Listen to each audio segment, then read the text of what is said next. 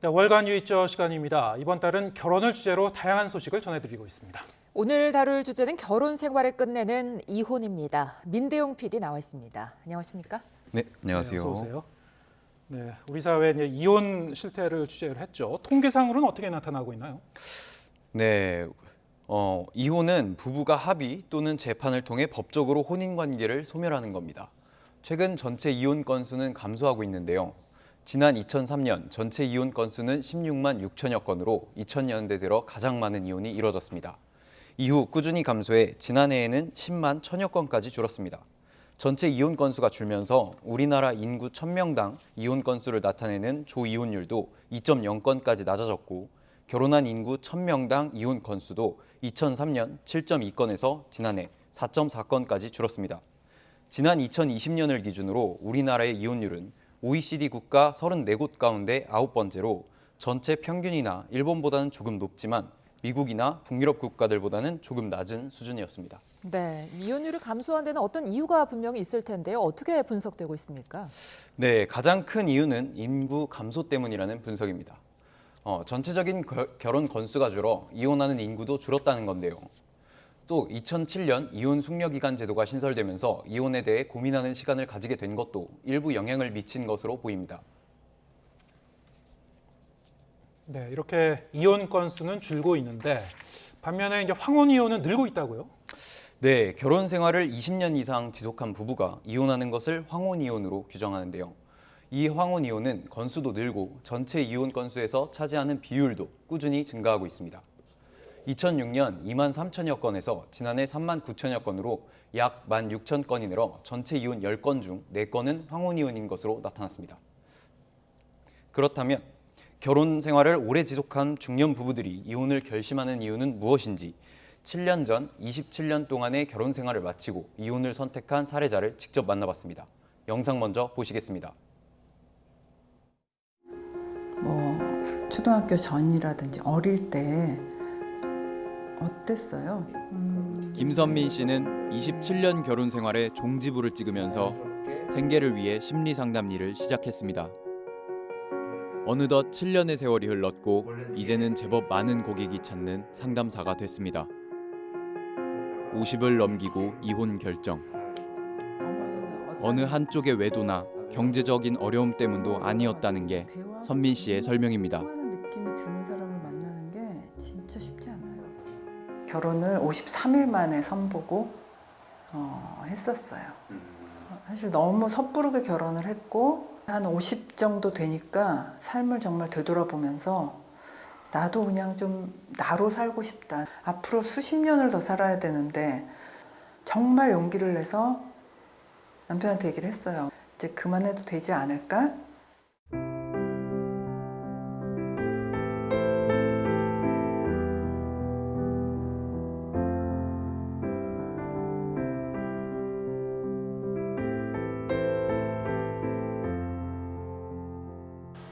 상담을 마치자 어디론가 향하는 선민 씨.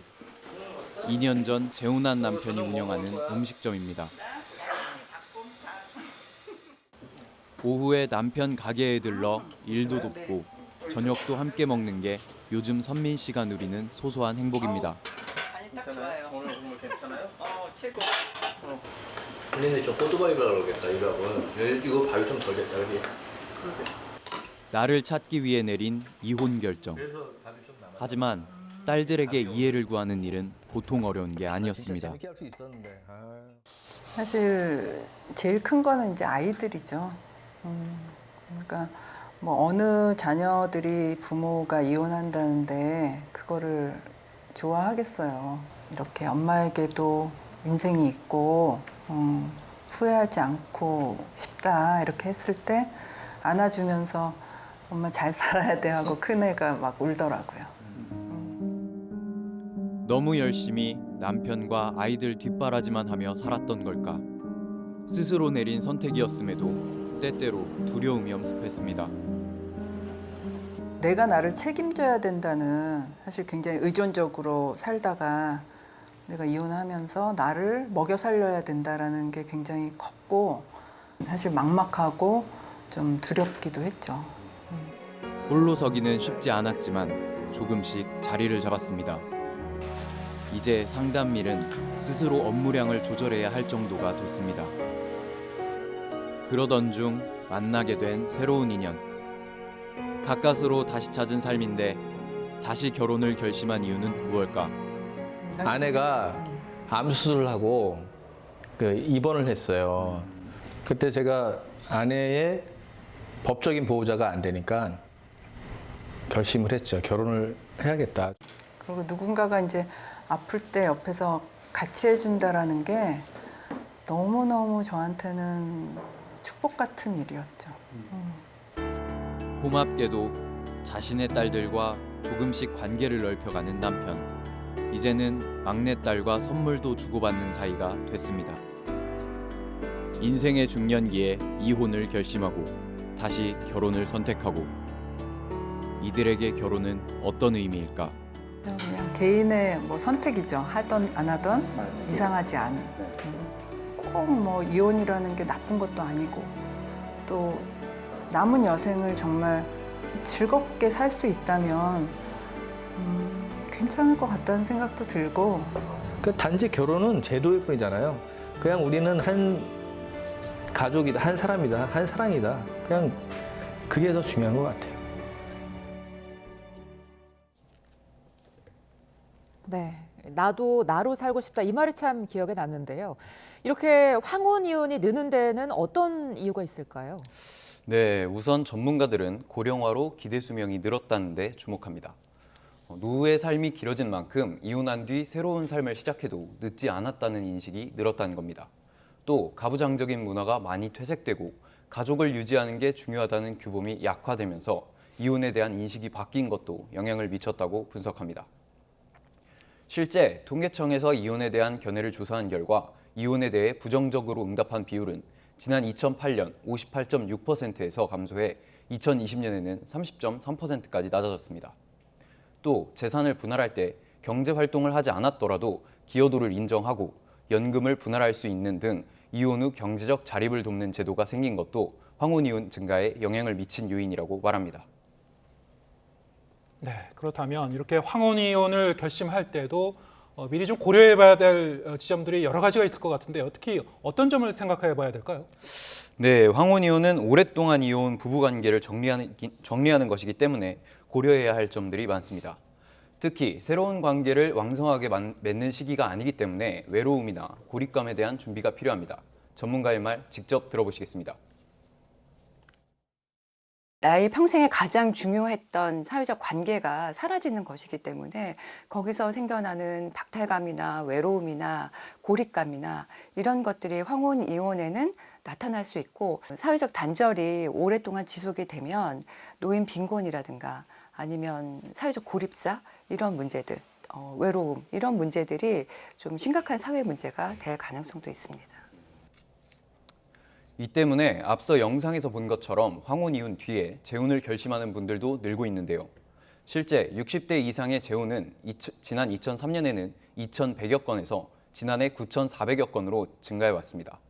하지만 이혼한 뒤에 다시 결혼이라는 제도에 들어가는 것도 쉽지 않은 만큼 결혼과 이혼 문제에 대해 꾸준히 상담을 받으며 철저히 준비하는 게 중요하다고 전문가들은 말합니다. 장기적으로는 결혼 전 교육이 필요합니다. 내가 결혼하면 어떻게 살아야 되는가, 결혼해서 또 어떤 가치관을 가지고 어떤 태도로 매일매일을 임해야 되는지에 대한 사전 준비가 필요합니다. 결혼을 한 다음에는 생애 주기별로 여러 가지 부부간의 갈등 문제에 부닥치게 됩니다. 여러 가지 극복해야 될 문제가 있거든요. 그런 것들에 대처할 수 있는 생애 주기별 상담, 교육, 그런 것들이 필요합니다. 네, 그런데 최근 이런 법적인 이혼이 아니라 결혼 졸업, 그러니까 졸혼이라는 개념도 나타나고 있다고 하더라고요. 네, 졸혼은 법적으로는 부부관계를 유지하지만 실제로는 부부처럼 살지 않으면서 각자의 삶을 존중하는 방식의 부부관계를 지칭합니다. 일부 연예인들이 방송에서 졸혼을 했다고 밝히면서 화제가 된 뒤로 시민들 사이에서도 졸혼하는 경우가 늘고 있다고 하는데요. 지난 2019년 한 이혼 소송에서 조정조서에 법률상 혼인관계를 유지하되 별거 상태를 유지한다는 내용이 담긴 조정 결정이 나오기도 했습니다.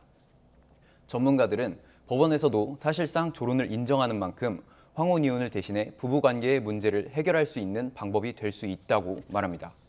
하지만 아직 법적인 개념이 아닌데다 현실적으로 발생할 수 있는 문제도 있기 때문에 고려해야 할 것들이 많습니다. 직접 들어보시겠습니다.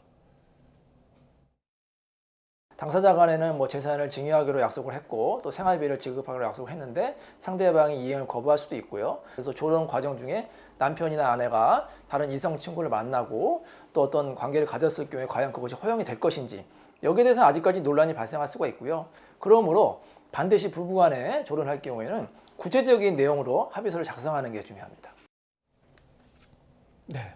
뭐 불가피하게 이런 상황에 처했다고 하더라도 그것이 뭐 이혼이든 조론이든 간에 지금 들으셨다시피 뭐 현실적으로 고려할 점이 여러 가지가 있으니까요. 심사숙고해 봐야 될 것 같습니다. 뭐 해당되시는 분들은 참고하시고요. 자, 월간 유의처 다음 시간에는 어떤 내용이 준비되어 있습니까? 네, 월간 유의처 다음 시간에는 함께 살지만 결혼은 하지 않는 동거에 대해 다룹니다. 지난 2020년 여성가족부 조사 결과 국민 10명 가운데 6명은 비혼 동거에 찬성했는데요. 실제 동거하는 연인을 만나 왜 결혼이 아닌 동거를 택했는지, 이들이 겪는 어려움은 무엇인지를 들어봤습니다. 네, 오늘 이야기도 잘 들었습니다. 민대용 PD와 함께했습니다. 고맙습니다.